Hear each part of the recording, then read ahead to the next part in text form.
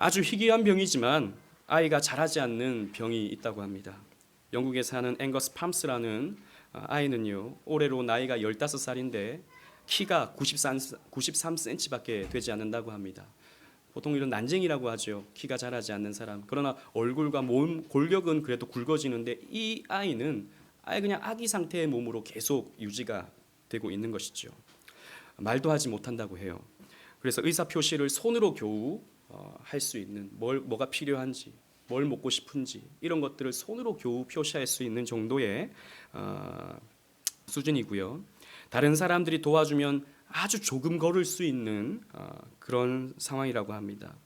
병이 너무나도 희귀해서 특별한 이 병의 이름도 없어서 퍼스널 신드롬, 그러니까 개인 증후군이라고 불리는 병을 앓고 있다고 합니다.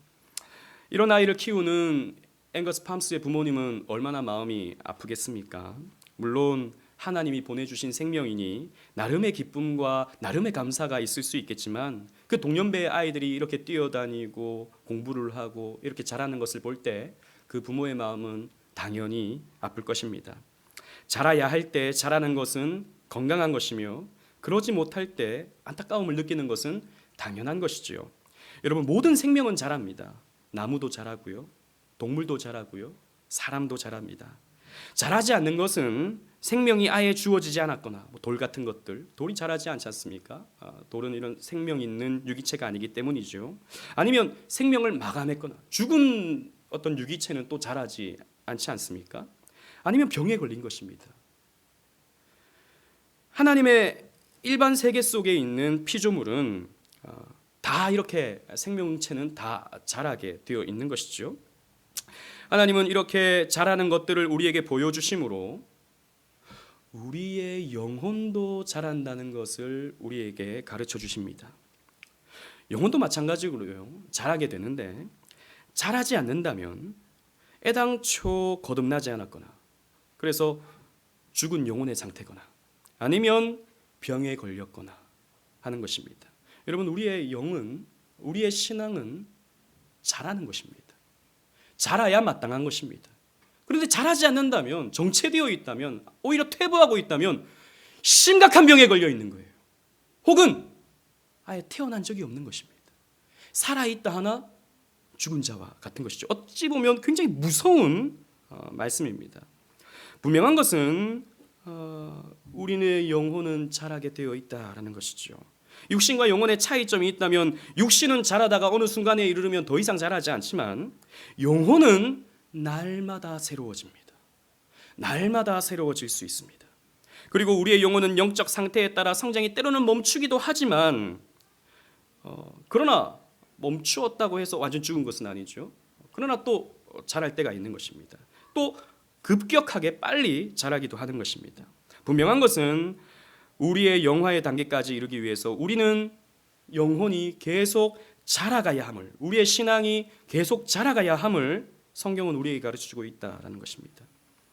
이제 곧 2019년은 가고 2020년이 시작됩니다. 수많은 사람들은 새로운 한 해와 새로운 10년, 이제 새로운 2020년대를 우리는 살아가게 되었습니다. 개인적으로 한 해가 다시 우리에게 찾아왔다라고 하는 것은 어떤 의미겠습니까? 우리가 나이 한 살 더 먹었다라는 의미일 수 있겠죠. 여러분 기쁘십니까? 한 살 더 먹은 것이 여러분 기쁘십니까? 표정을 보니까 떨떠름하신 것 같은데요. 그죠. 어찌 보면 아직 이뤄놓은 게 없는데 나이만 자꾸 먹어가는 것은 아닌가 이런 생각들 때문에 혹은 그 옛날 팽팽하던 피부, 그 힘있던 그 육신의 힘이 나이가 들어가면서 조금씩 사라지는 것을 볼 때 아쉬움은 들 것입니다. 그러나 여러분, 우리가 한 살 한 살 나이를 더 먹어간다는 것은 우리가 어른이 되어 간다는 것입니다. 저와 여러분들은 어른이 되고 있습니다. 또 우리의 영혼도, 우리의 신앙도 어른이 되어 가야 한다는 것입니다. 더욱 성숙해져야 된다는 것이죠. 나이가 먹어 키가 자라고 어른이 되어 연륜도 쌓이고 인격이 성숙하듯 우리가 나이를 먹어감으로 우리의 영혼도 자라야 하고 우리의 신앙 인격도 성숙되어야 하는 것입니다. 우리는 경건한 어른이 되어야 하는 것이죠. 오늘 본문이 우리에게 이것을 명령하고 있습니다. 자라가야 한다라는 것이죠. 너희들은 계속 자라가야 한다라고 말씀하고 있습니다. 다르게 표현하면 성숙되어 가야 한다라고 우리에게 말씀하고 있는 것입니다. 오늘 2019, 2020 송구영신 예배를 맞이하는 오직은혜교회 성도님들과 이 본문의 말씀을 함께 나누면서 함께 2020년 성숙되어가는 은혜가 있기를 간절히 바랍니다. 그래서 우리 이 말씀을 한번 살펴보고자 합니다. 첫째로 그리스도를 믿고 아는 일에 우리는 성숙되어야 할 것입니다. 우리 본문 13절 14절 말씀을 함께 읽어보겠습니다. 시작. 우리가 다 하나님의 아들을 믿는 것과 아는 일에 하나가 되어 온전한 사람을 이루어 그리스도의 장성한 분량이 충만한 데까지 이르리니 이는 우리가 이제부터 어린 아이가 되지 아니하며 사람의 속임수와 간사한 유혹에 빠져 온갖 교훈의 풍조에 밀려 요동하지 않게 하리 함이라. 아멘. 여러분 성경책을 덮어 놓으셨습니까? 이렇게 소리가 작죠? 성경책을 펴놓고 우리 함께 이 말씀을 살펴보도록 하겠습니다. 여러분 에베소서 4장의 맥락은 하나님은 성도들에게 각 은사를 나눠주시고 또 은사에 맞는 직분을 주신다라고 하는 그런 내용이 담겨져 있습니다. 그래서 그 은사들로 서로 직분을 세우고 서로 봉사하게 하여 서로 섬김으로 그리스도의 몸 교회를 세워간다라고 하는 말씀이 에베소서 4장의 말씀인 것입니다. 사도 바울은 이러한 흐름 가운데서 온전한 교회를 세워가기 위해 성도들이 갖추어야 할 자세를 명령하고 있는데 그것은 바로 하나님의 아들을 믿는 것과 아는 일에 하나가 되는 것이라고 했습니다. 두 가지를 언급하고 있죠. 하나는 하나님의 아들을 믿는 것, 하나님의 아들을 믿는 것이라고 했습니다. 여러분 믿음은 내용이 필요하죠. 무엇을 믿는가? 이 내용이 있어야 되는 것입니다. 여러분 믿는 내용 없이 무조건 믿는다라고 하는 것은 참된 믿음이 아니죠. 그것은 광신입니다. 혹은 맹신이 되는 것이죠. 우리는 그러면 무엇을 믿습니까? 하나님의 아들을 믿습니다. 하나님의 아들이신 예수 그리스도를 우리는 믿는다라는 것이죠. 우리가 믿는 예수는 그리스도시며 하나님의 아들이 되신다라는 것이죠. 따라서 하나님의 아들을 믿는 것은 진리의 내용을 알고 믿는다라는 것으로 우리는 이해할 수 있는 것이죠. 여러분 한국교회는 그 어떤 나라보다 열정적입니다. 한국교회는. 그래서 많이 모이죠.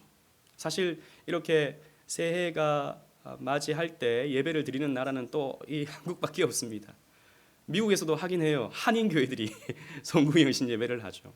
정말 열심히 특심인 교회가 한국 교회입니다. 그리고 많은 일을 하고 많은 헌금을 합니다. 어떤 면에서는 참 칭찬할 만도 하죠. 여러분 참된 믿음은 참된 열정을 낳게 되어 있기 때문입니다. 그러나 안타까운 것은 한국 교회는 세계 그 어떤 나라의 교회보다도 무지합니다.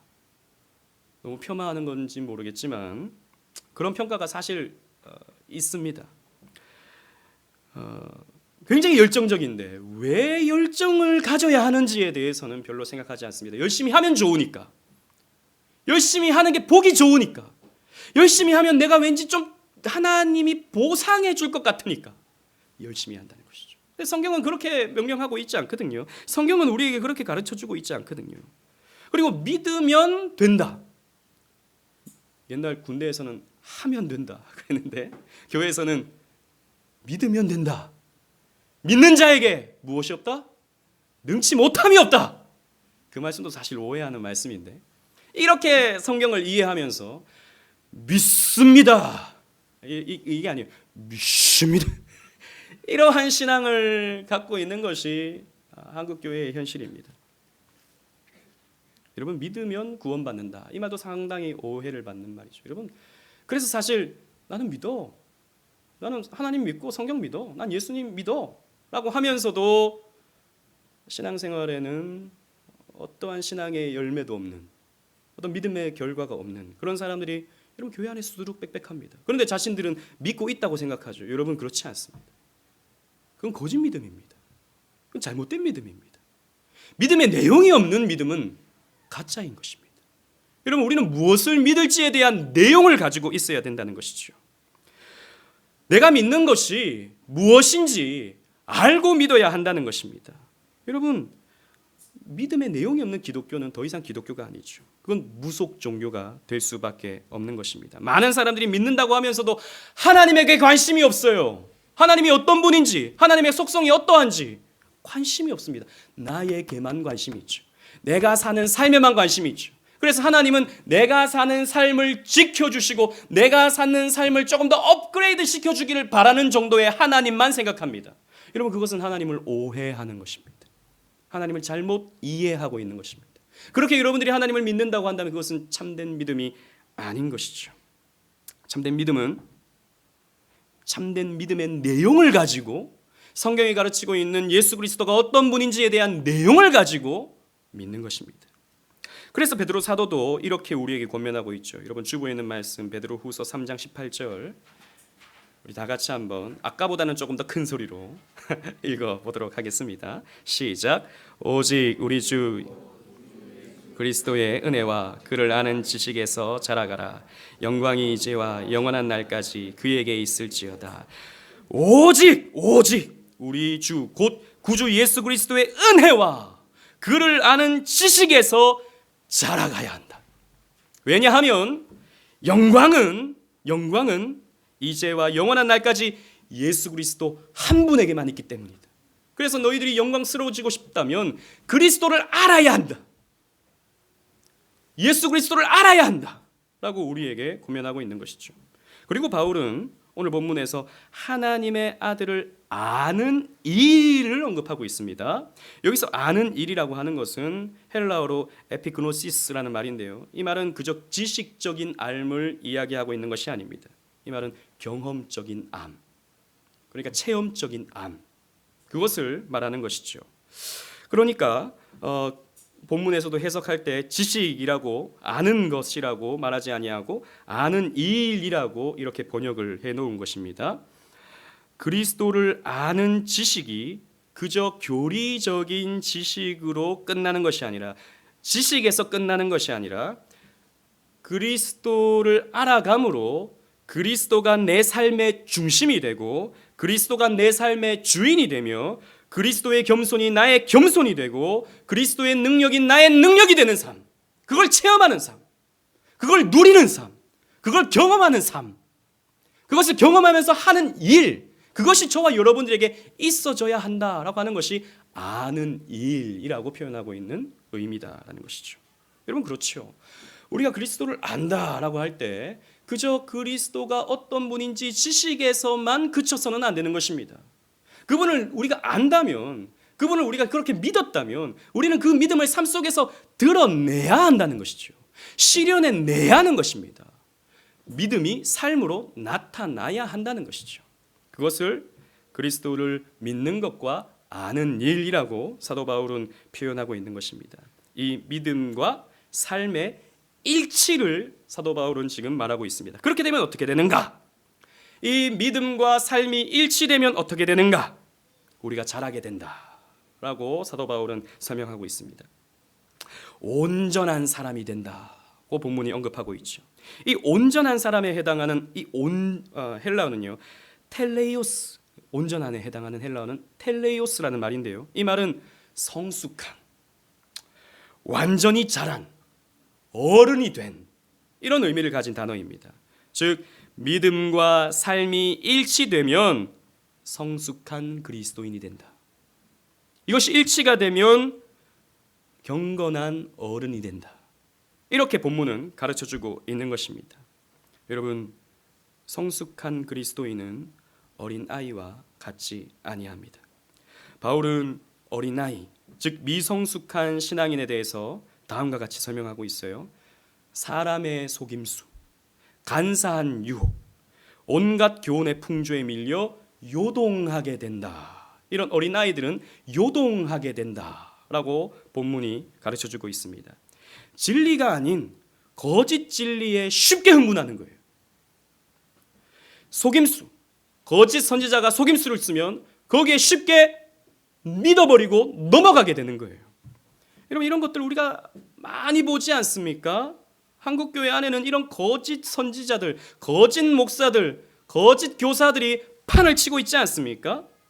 여러분 최근에도 며칠 전에 PD 수첩을 보니까 시리즈를 하더라고요. 성년 특집, 믿음을 배반한 사람들. 세상 사람들이 봤을 때 저 사람들은 믿음을 배반한 사람들이다.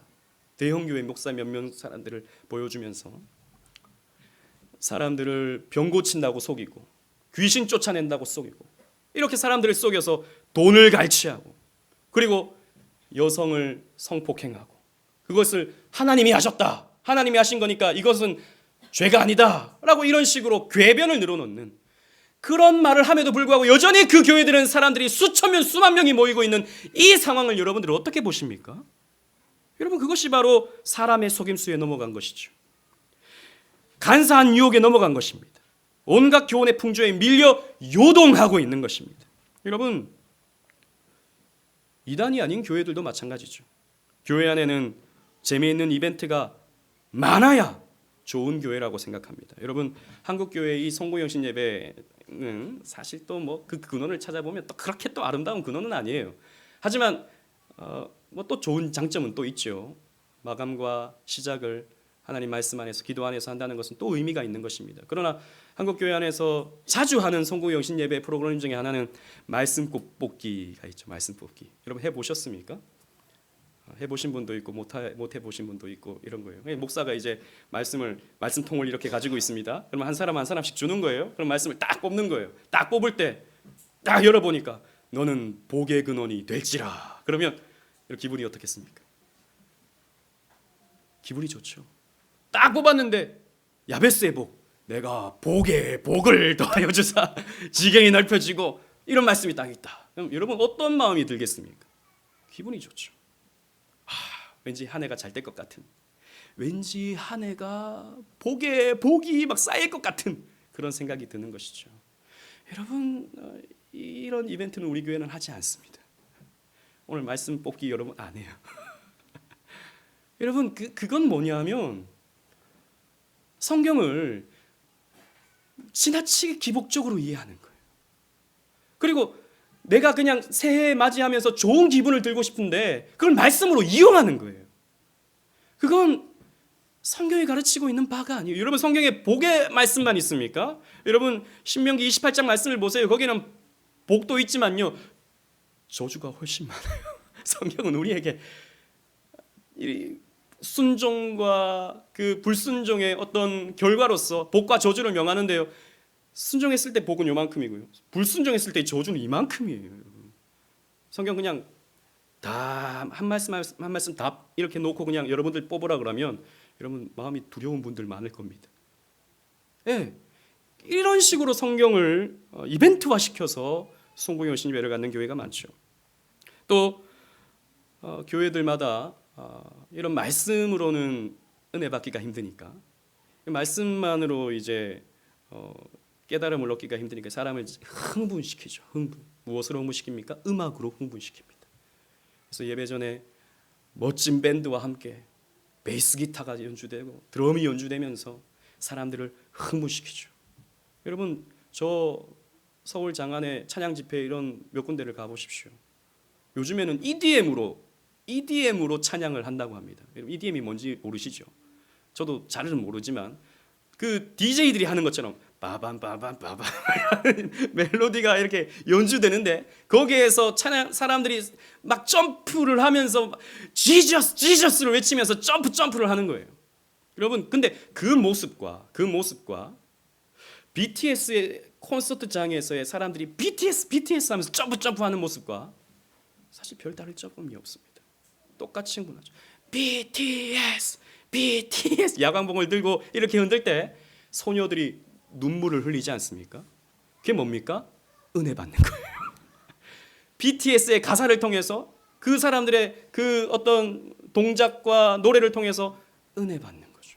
여러분 사실 그 시간은 BTS의 예배 시간입니다. BTS를 예배하는 시간이에요. 그런데요, 여러분 그리스도인들이 그 시간에 같이 점프를 하면서 화려한 조명과 화려한 비트 속에서 예수를 외친다 하여 그게 예수님을 찬양하는 것입니까? 그렇지 않다는 것이죠. 음악을 찬양하는 거예요. 그 분위기를 즐기는 거예요.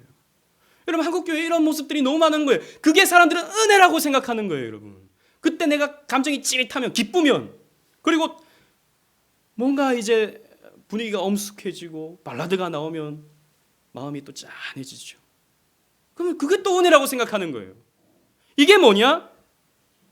속임수다는 것입니다. 간사한 유혹이라는 것입니다.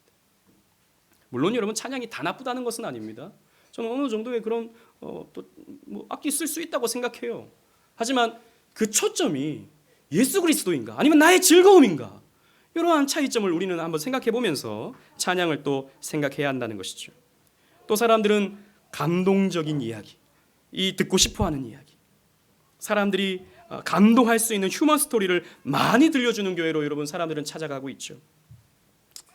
또 뿐만 아니라 요즘에는 자기들의 정치적 연애를 하나님과 성경을 빙자해서 지지해주는 정치 목사와 사람들에게 찾아가서 아멘과 할렐루야를 연발하는 경우도 많습니다.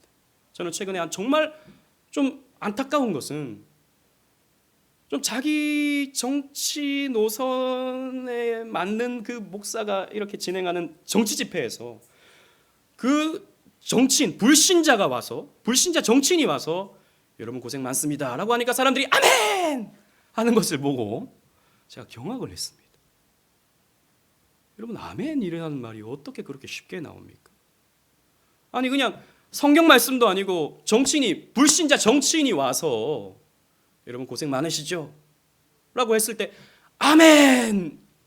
고생하고 아멘하고 도대체 무슨 상관이 있는 것입니까? 근데 사람들은 그게 신앙이라고 생각하는 거예요. 그게 자신의 신앙이에요. 그게 뭡니까? 간사한 유혹이에요. 속임수입니다. 사람들은 그렇게 해서 사람들을 모으고 사람들을 흥분시키죠. 여러분, 우리는 이러한 세상의 사람의 속임수, 간사한 유혹, 온갖 교훈의 풍조에 밀려 요동하지 말아야 됩니다. 교회는 요동하지 말아야 됩니다. 세상에 의해서 말이죠. 그래서 히브리서 기자는 히브리서 5장 13절 14절 말씀에 이렇게 우리에게 권면하고 있습니다. 여러분 성경 주부에 있는 말씀 한번 다 같이 한번 읽어보도록 하겠습니다. 시작. 이는 젖을 먹는 자마다 어린아이니 의의 말씀을 경험하지 못한 자요 단단한 음식은 장성한 자의 것이니 그들은 지각을 사용함으로 연단을 받아 선악을 분별하는 자들이니라. 아멘. 여러분 이런 인간의 말초신경을 자극하는 이런 것으로 사람들이 흥분하기를 원하는 것은 젖을 먹는 것입니다. 여러분 우리 처음에는 또 그런 게 또 보고 싶잖아요. 그런 것들도 막 흥분하고 싶잖아요. 그게 은혜라고 생각하니까. 근데 여러분 그건 젖을 먹는 거예요. 여러분 교회 와서 자꾸 찌릿한 감정을 느끼려고 생각하지 마세요. 물론 때로는 하나님께서 그런 것들을 허락하십니다. 여러분 교회 와서 세상에서 들을 수 있는 감동적인 이야기를 들으려고 하지 마세요. 그건 그냥 여러분 그 KBS 인간 극장을 보면 돼요. 교회에서 여러분 아주 멋진 음악을 들으려고 생각하지 마세요. 오늘 음악을 듣긴 들었는데 그걸 위해서 여러분 교회 오지 마세요. 그건 여러분 그냥 또 TV를 통해서 콘서트장에서 얼마든지 들을 수 있는 것들입니다. 교회는 하나님 말씀을 듣는 거예요. 하나님 말씀을 있는 그대로 듣는 거예요. 하나님 말씀이 가르치는 바를 우리는 듣는 거예요. 그걸 우리는 소화해낼 수 있어야 되는 것입니다. 그래서 우리는 단단한 식물을 먹을 수 있도록 자라가야 하는 것입니다. 그걸 위해서. 그래서 여러분 우리 교회는 무엇보다도 삼위 하나님은 어떤 분인가, 성경은 도대체 우리에게 무엇을 가르쳐주고 있는가를 더욱 뚜렷이 전하는 교회가 되어야 할 것입니다. 이때 아멘을 하셔야 되는데 여러분 더 재미있고 더 감동적이고 더 즐거운 교회를 저는 만들고 싶지는 않습니다. 물론 때로는 즐거울 필요도 있고 때로는 감동을 받을 때도 있고 때로는 재미도 있을 수 있습니다. 그러나 여러분 저는 더 온전하고 성숙한 교회를 세워가고 싶습니다. 그래서 2020년부터 시작되는 금요 아카데미를 통해서 여러분 성경을 같이 공부하고 또 경건한 책을 금요일 날 함께 읽으면서 같이 그 이야기를 나눌 수 있는 그런 교회. 제가 예전 저 교회에서 교양교회에서 대학생들을 가르칠 때 제가 우리 대학생들한테는 저는 늘 그렇게 얘기했습니다. 너희들의 전공은 두 개다. 하나는 학교 다니는 그 전공, 두 번째 전공은 너희들은 신학이 되어야 한다. 너희들은 신학책을 보고 그것을 이해할 수 있는 정도의 그런 대학생이 되어야 된다. 제가 그래서 늘 그런 것들을 가르치고 그런 책들을 읽게 하고 독후감을 쓰게 하고 그렇게 했거든요. 근데 이제 얼마 전에 대학생 한 명이 또 이렇게 저를 인사한다고 와서 찾아오면서 그런 얘기를 하더라고요. 그래도 목사님이 그런 훈련을 시켜줬기 때문에 자기는 그런 책을 지금도 계속 읽고 있다. 그래서 존 파이퍼 목사님의 최근 책을 읽으면서 목사님이 생각났다고 그러더라고요. 저 그 말을 듣고 참 감사했습니다.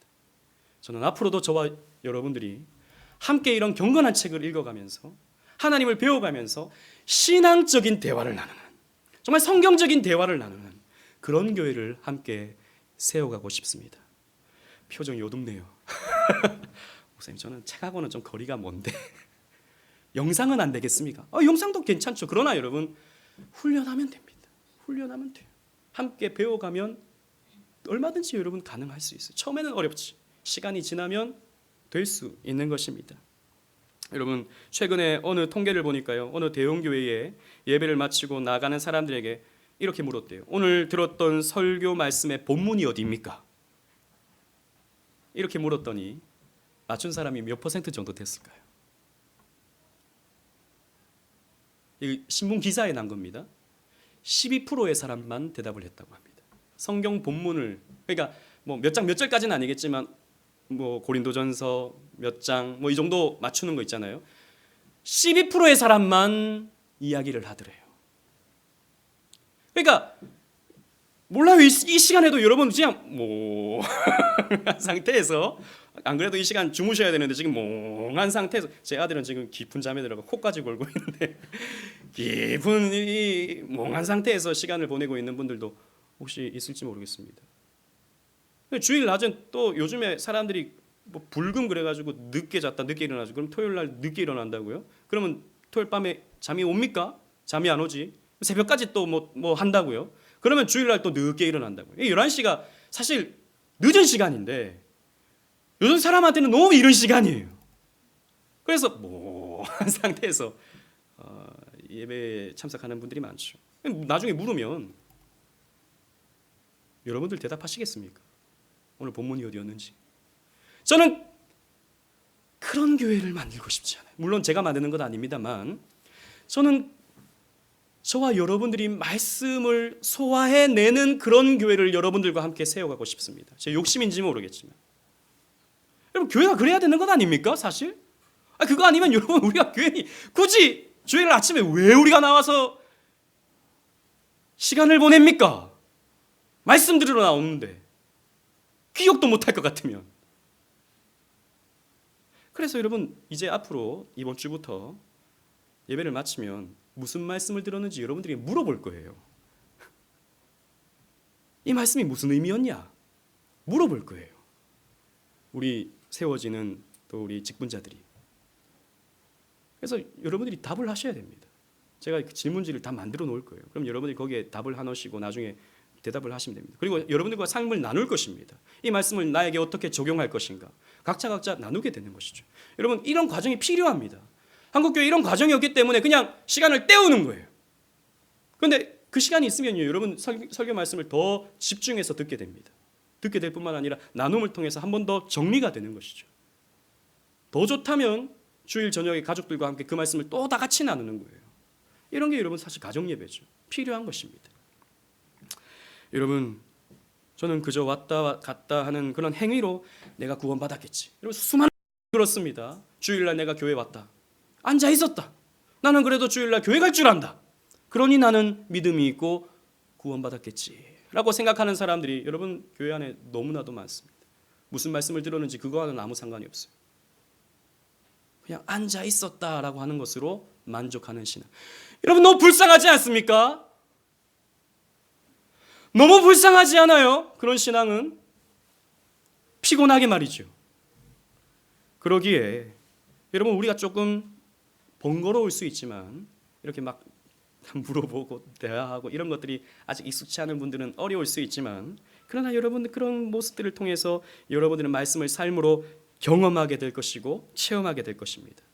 그렇게 되므로 우리는 성숙되어져 간다는 것이죠.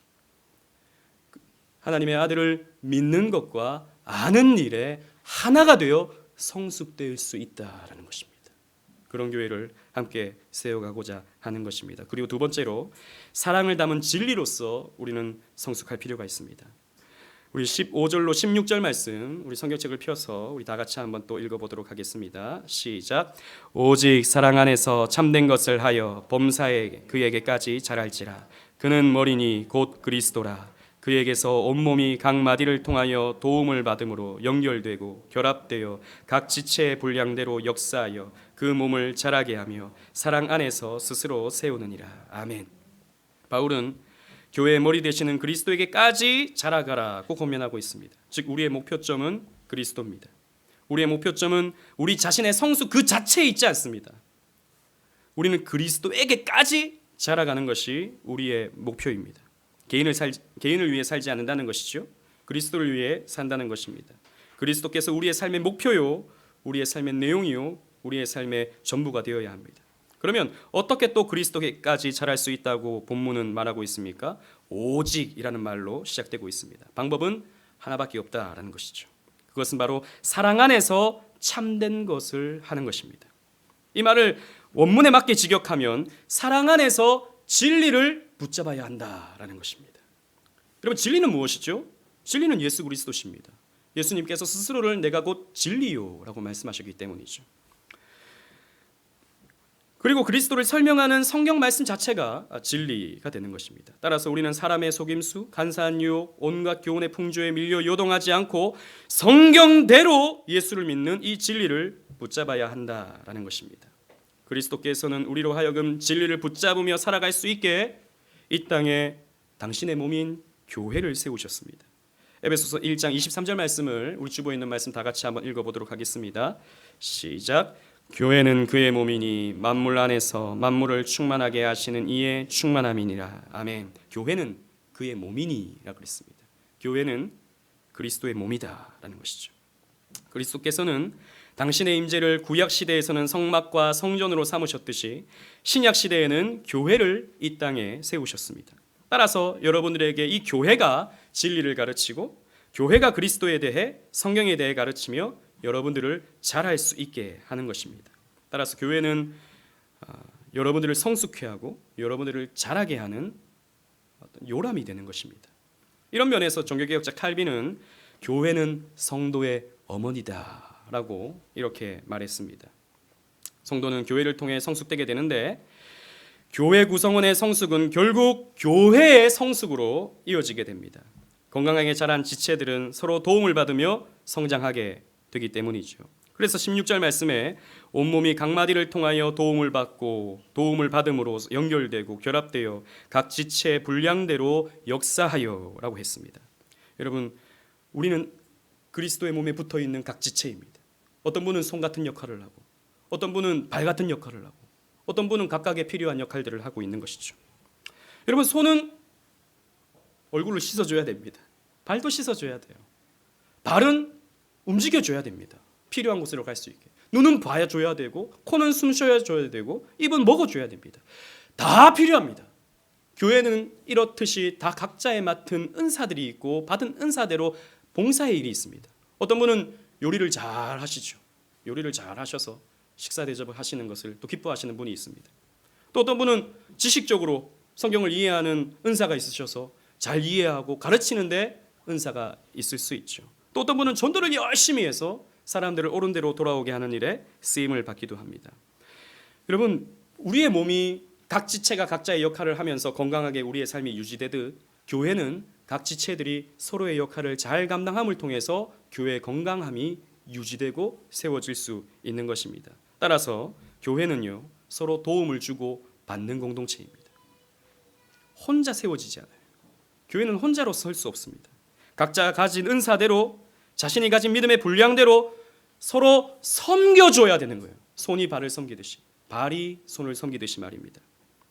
교회 안의 지체는 은사가 다 다릅니다.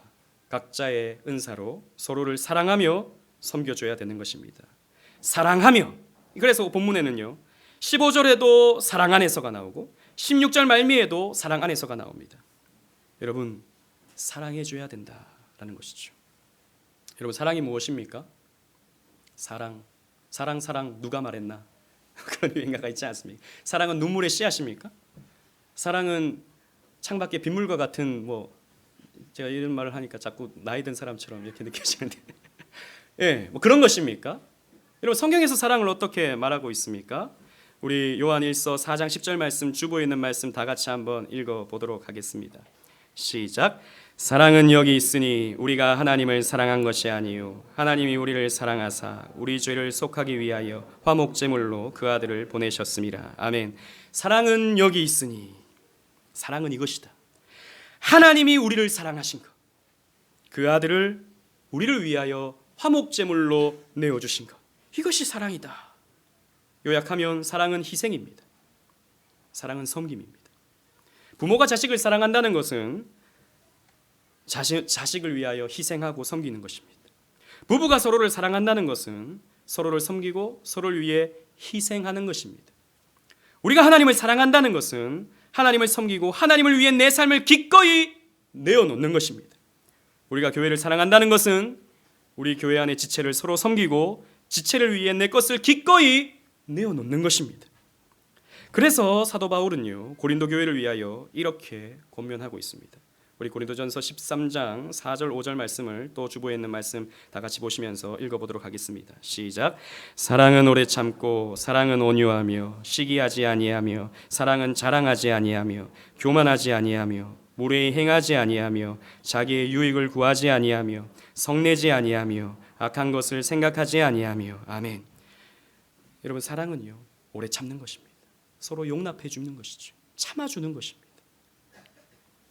그냥 이렇게 막 올라온다고 해서 그냥 말을 그냥 내뱉는 그게 사랑이 아닌 것입니다. 참아주는, 온유해 주는 것, 시기하지 않는 것입니다.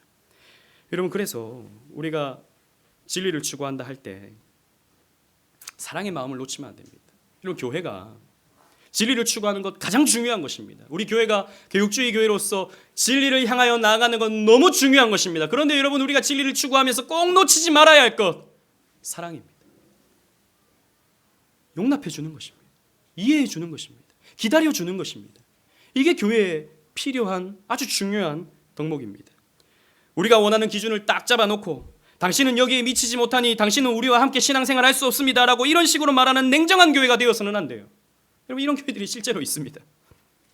저는 물론 그게 필요한 모습일 수 있으나 저는 진리는 사랑과 함께 갈 때 우리 잘할 수 있다고 생각합니다. 오늘 본문이 이렇게 우리에게 가르쳐주고 있지 않습니까? 사랑 안에서 진리를 붙잡는 그럴 때 우리는 성장할 수 있다. 성숙할 수 있다. 잘할 수 있다라는 것이죠. 그래서 여러분 우리 교회 안에 연약한 사람이 있을 때 함께 잘할 수 있도록 서로 도와줍시다. 서로 섬겨줍시다. 서로 보살펴주는 그런 교회가 될 수 있기를 바랍니다. 그러므로 우리가 전하는 진리는 사랑이 묻어있는 진리가 되어야 할 것입니다. 기다려주며 인내해주며 용납해주는, 그래서 장성한 분량에 이르기까지 모두가 함께 섬겨주는 그런 아름다운 교회 세워갔으면 좋겠습니다. 제가 오늘 설교를 할 때 12시 딱 되기 전에 설교를 마무리해야지라고 생각했는데, 그래서 새해를 우리 인사하면서 맞이하면 좋겠다라고 생각했는데, 그래서 설교를 마무리하는 게 좋겠다, 준비하는 대로 한 게 좋겠다라는 생각을 해서 시간이 지나버렸습니다. 뭐 아쉬움은 있지만 뭐 괜찮아요. 크게 중요한 것은 아니니까. 사랑하는 오직은혜 교회 성도 여러분, 많은 분들이 우리 교회를 칭찬해 주십니다. 여러분들 잘 모르시지만 저희 교회 홈페이지에 들어오시는 많은 분들이 있어요. 우리 교회 안 다니시는 분들이 사실 우리 교회 훨씬 더 많이 홈페이지 들어오십니다. 그래서 특히 어떤 분들이 들어오시냐, 목사님들이 들어오셔요. 목사님들이 많이 들어오셔요. 큰 교회 목사님들은 안 들어옵니다. 작은 교회, 우리 교회보다 작은 교회, 개척교회 목사님들이, 또 특히 부목사님들이 우리 교회 이렇게 들어와서 저한테 이렇게 연락도 오고 문자도 보내고 이렇게 합니다. 부럽다고. 목사님 너무 부러워요. 우리 교회가 이런 교회입니다. 우리 교회가 그런 교회라고요. 저는 그런 칭찬을 들으면 굉장히 기분 좋죠. 굉장히 좀 어깨가 이렇게 갑니다.